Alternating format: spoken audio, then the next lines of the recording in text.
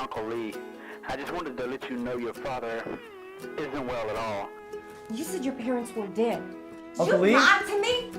They moved him from the prison to Ionia County Memorial Hospital. In fact, you should come down here as soon as you can. Say your goodbyes. Custer, leave! Now! Go! Listen to me! Go! How long are you here? Not long. I just gotta see my dad, say some things, you know? What's to say? I can't do this. Doesn't matter how wrong it's been.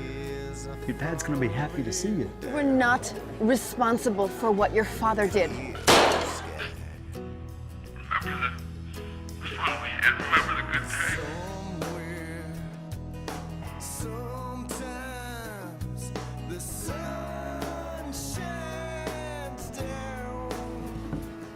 My son? I never liked you. What's the matter? Daddy couldn't send you an allowance from prison? I know why you left town, but why did you have to leave me? You broke my heart. You wouldn't have wanted anything to do with me back then. You're working something out, and you think being back here is gonna help.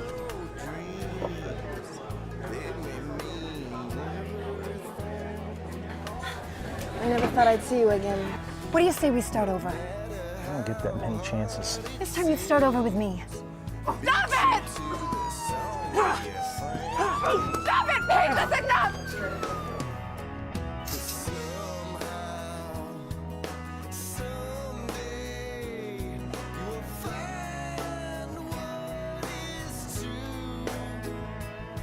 It'll be all right. Still a good man, Custer. Remember that.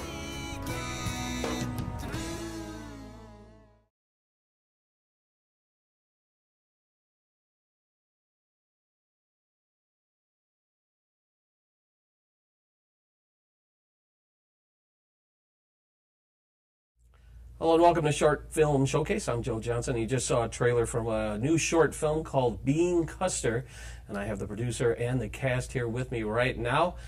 Denn Pietro, the producer, director, and I think you have a cameo in the short as well. Introduce your cast here first before we delve into it. Well, they're the more important ones than I am. But this is Lucy Ament, Alan Canning, and Rita Montpetit Liegl. Very good. All righty. Den, first of all, where did the inspiration, the idea for Being Custer come from? I know it's something you've been working on for a very long time. I didn't work on it for very long. Doing so many court TV trials in the past, you always wonder what happens to the children whose father kills the mother, or vice versa, and so it just kind of sparked from there, and so I wrote Being Custer based on that, and so I wrote it originally as a feature-length film maybe 10 years ago, but through whatever circumstances, you just kind of brush it off and never get it done, and then this time around, I decided to do it as a short, and I kind of rewrote the idea for it, and wrote it with some friends of mine, Jeff Turner and Lucy Ament here. So, was there a kick in the pants to say, okay, I got to finish this? What was that catalyst that made you decide, okay, let's get it done, let's shoot it, let's finish it? No, I went to the Mitten Movie Project in Royal Oak.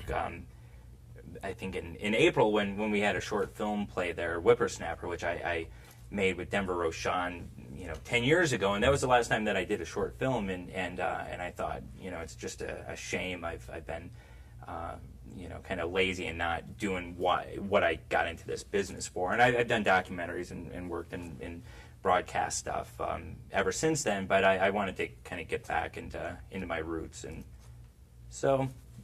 Okay, so you put it down on paper before you can start rolling, we don't say rolling video anymore, but before you start shooting your movie, you have to get the faces, you have to get the characters in place.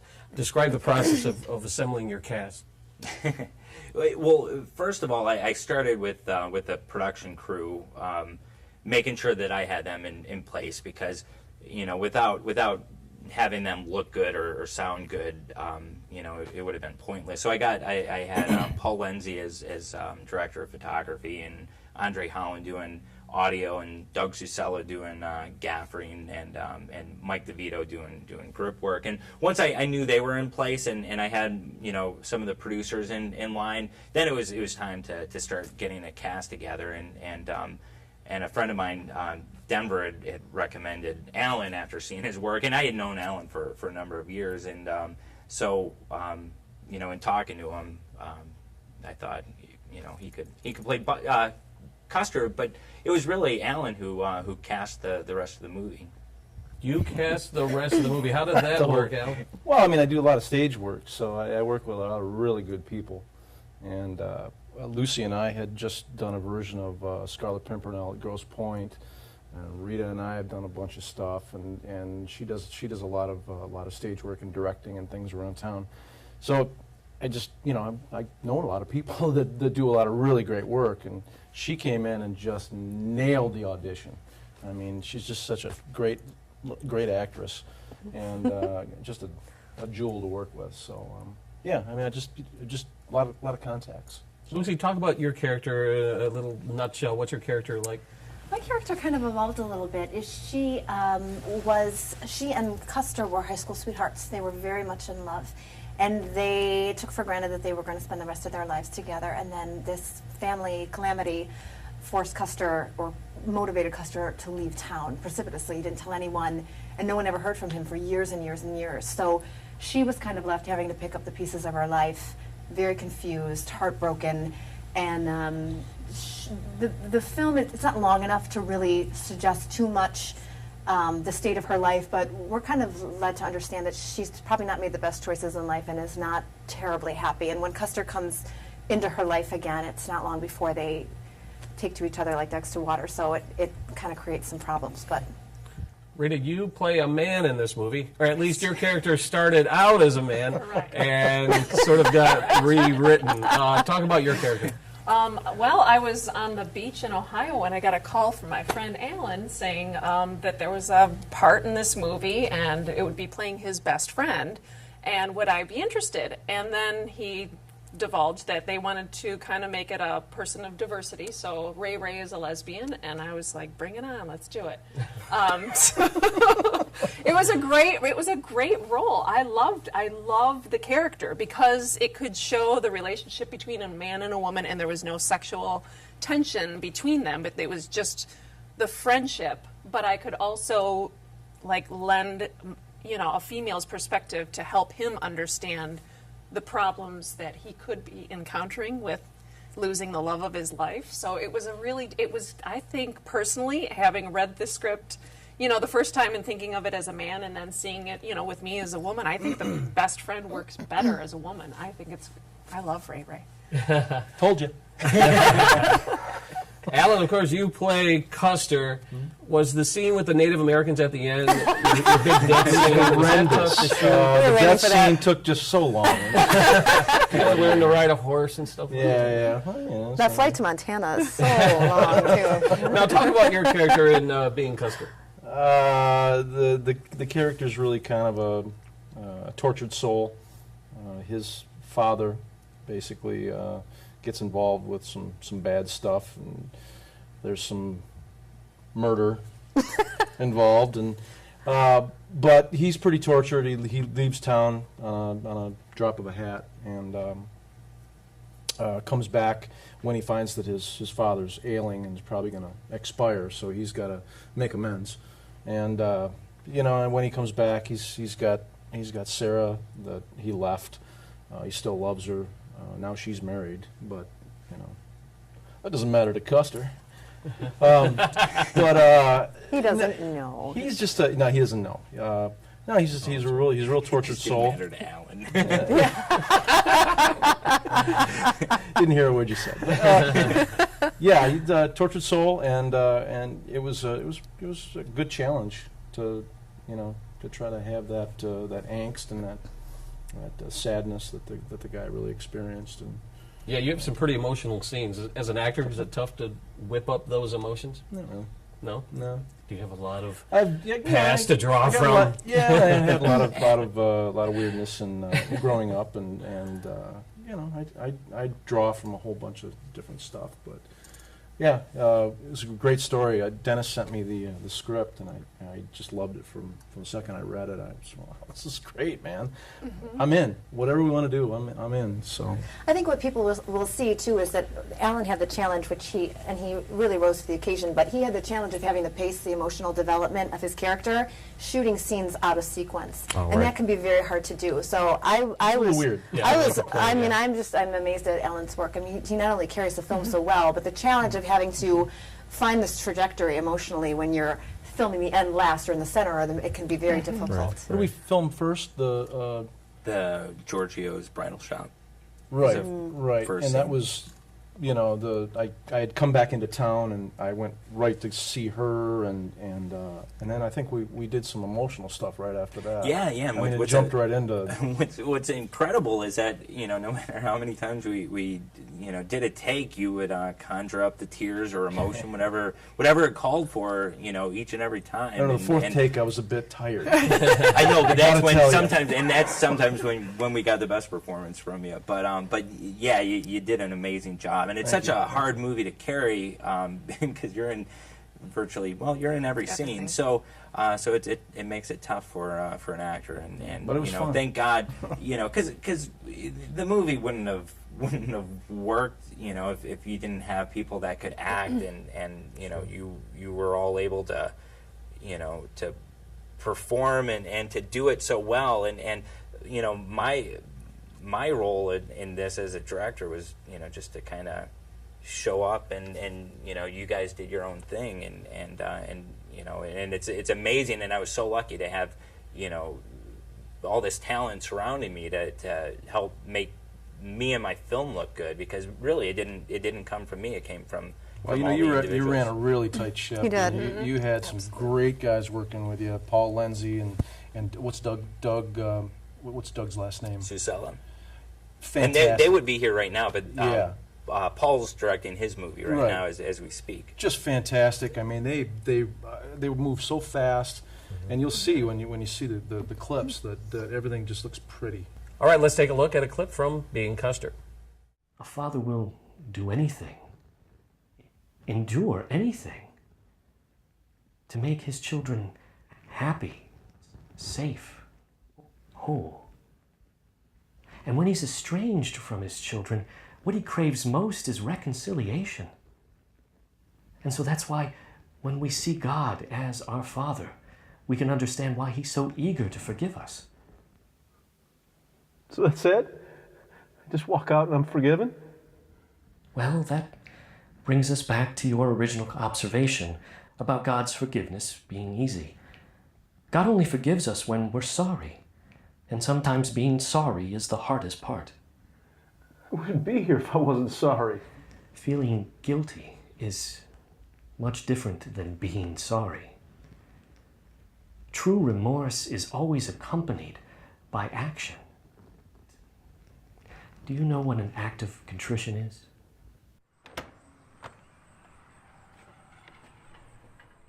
All right, then we touched on a little bit about what the atmosphere was like shooting the film. Talk more about that, what the experience is like for you.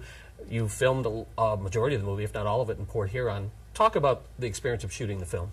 Yeah, well, the movie came about from the time that we decided to write the short and to shoot it. It was a 2-month period, and in that time we were originally going to shoot in Monroe, Michigan, and you know, and trying to deal with the city. All of a sudden, once a movie industry came to Michigan, it sort of alienated the attempt for local filmmakers to be able to have access without having to go through the same legal loopholes and financial drawbacks of having a production.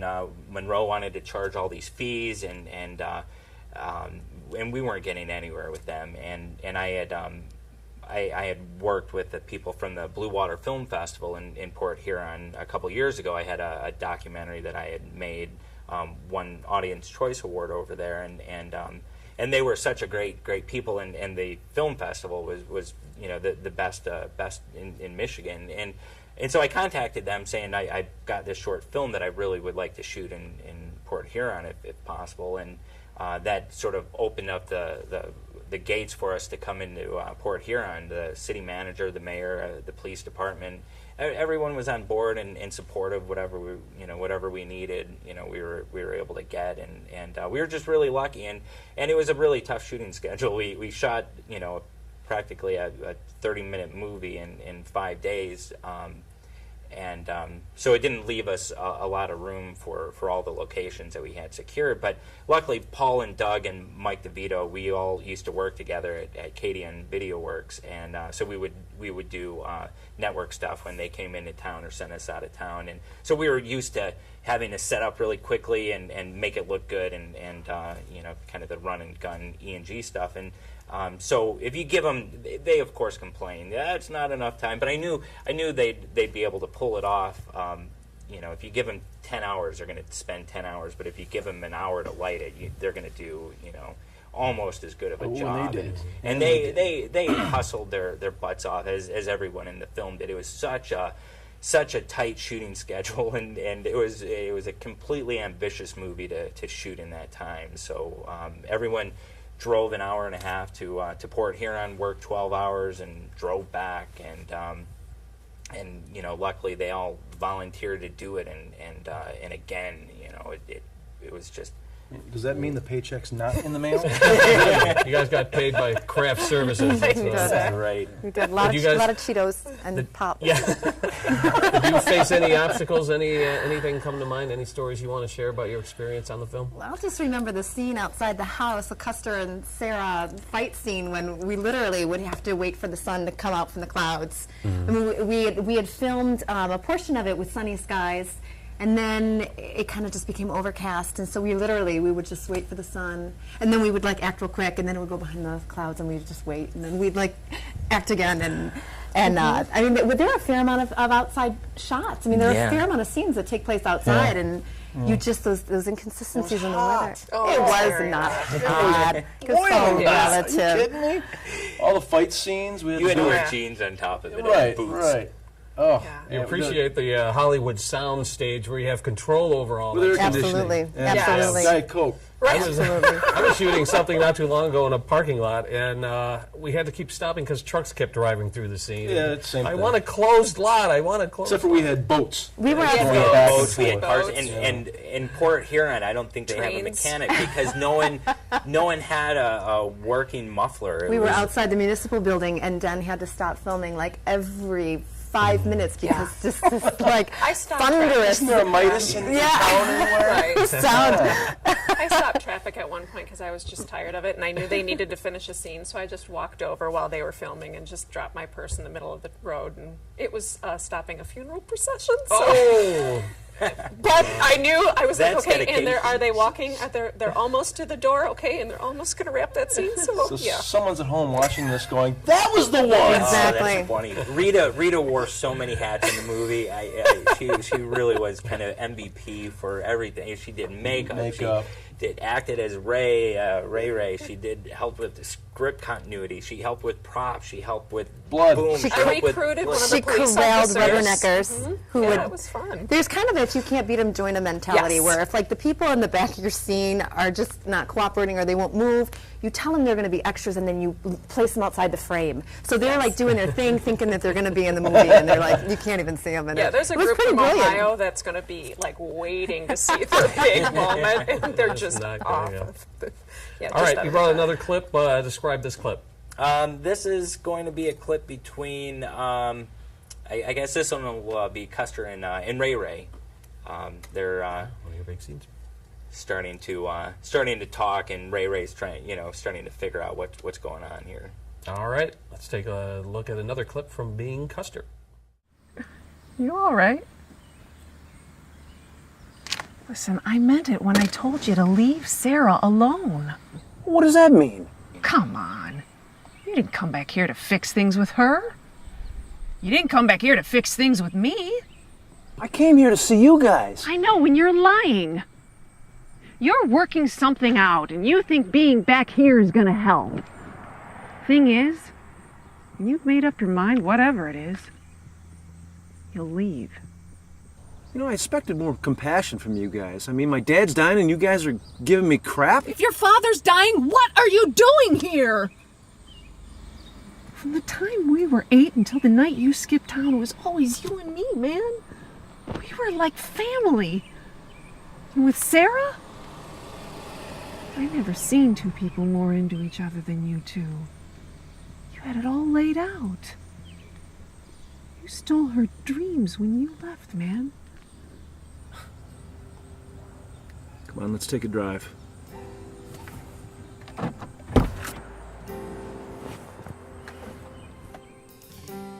All right, welcome back. And so, Den, where can people see this short film in the near future? It'll be September 6th at the Royal Oak Main Art Theater, and it's going to be part of the Minton Movie Project, which is a great project that Connie Manglin created that gives local filmmakers a chance to show their short films or trailers or animations, and it's just a cool way for the film community to get together. If you're looking for actors, you can kind of come over there and see who's up on the screen, or you know, if you're looking for a director of photography, you know, you can go, oh, Paul Lindsay did a great job, I'd like to hire him. And so it's just a great way to socialize and network, and there's not enough of that in this community. But this film will be premiering September 6th at the day after Labor Day. There's nothing like seeing your short film with a live audience, and they usually get about, 150, 200 people in that theater. Are you looking forward to just seeing that reaction from the live crowd? Yeah, I hope they like it. But yeah, no, I'm excited. I think I'm more excited for them,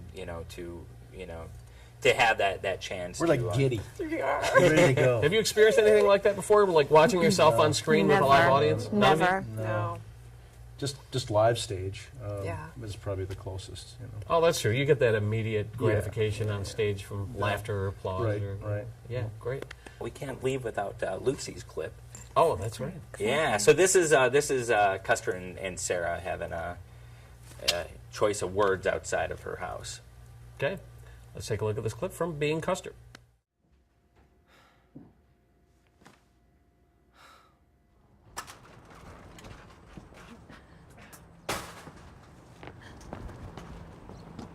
I know why you left town, but why did you have to leave me?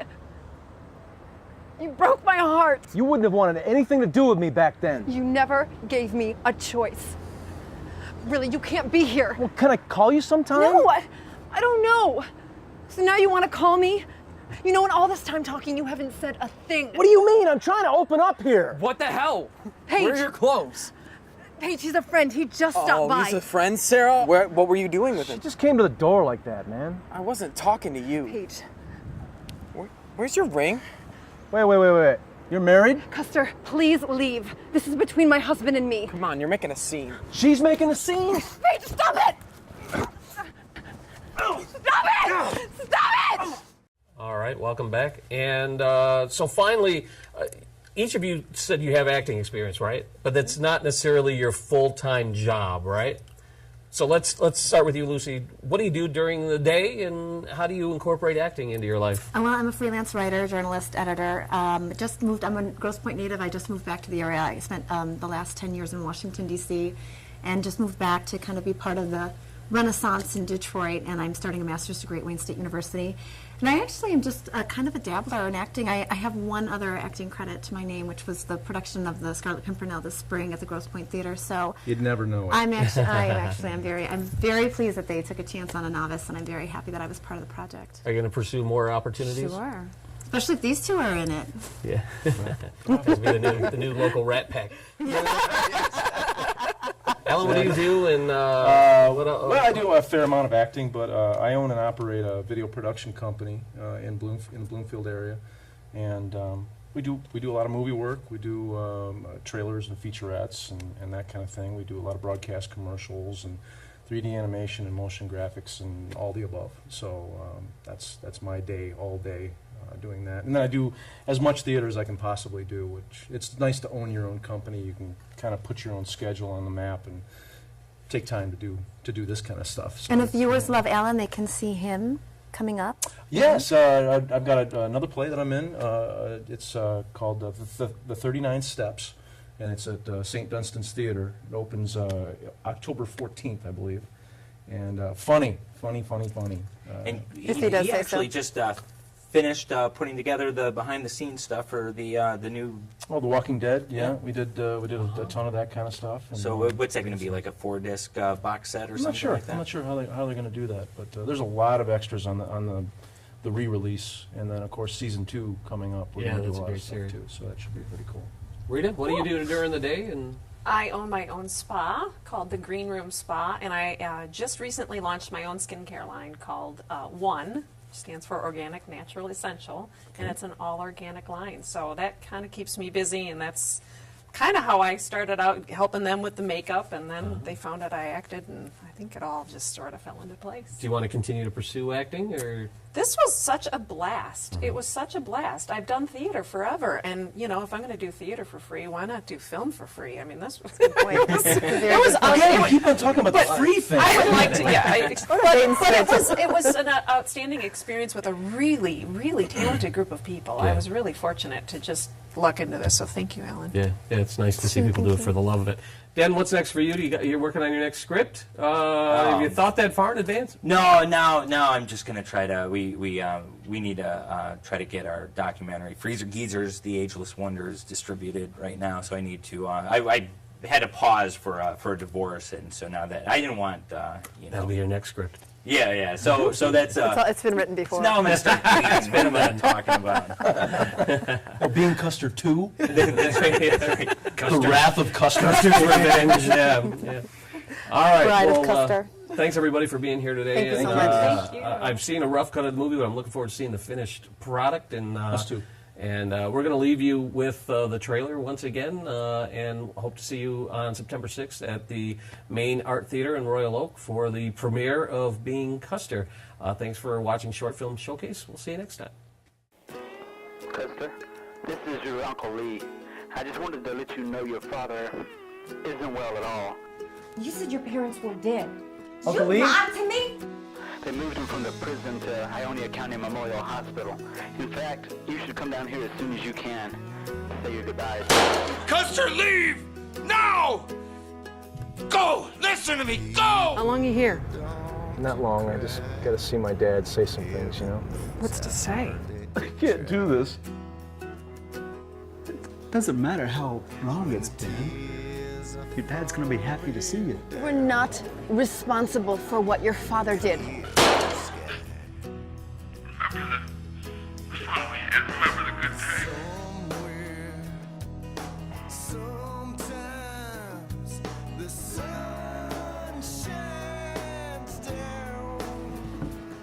Yes, son? I never liked you. What's the matter? Daddy couldn't send you an allowance from prison? I know why you left town, but why did you have to leave me? You broke my heart. You wouldn't have wanted anything to do with me back then. You're working something out, and you think being back here is gonna help.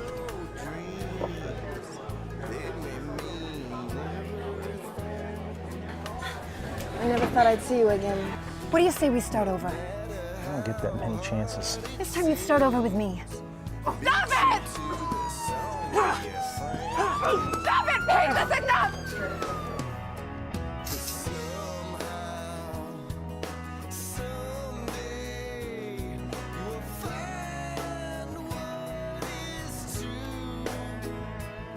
It'll be all right. Still a good man, Custer. Remember that.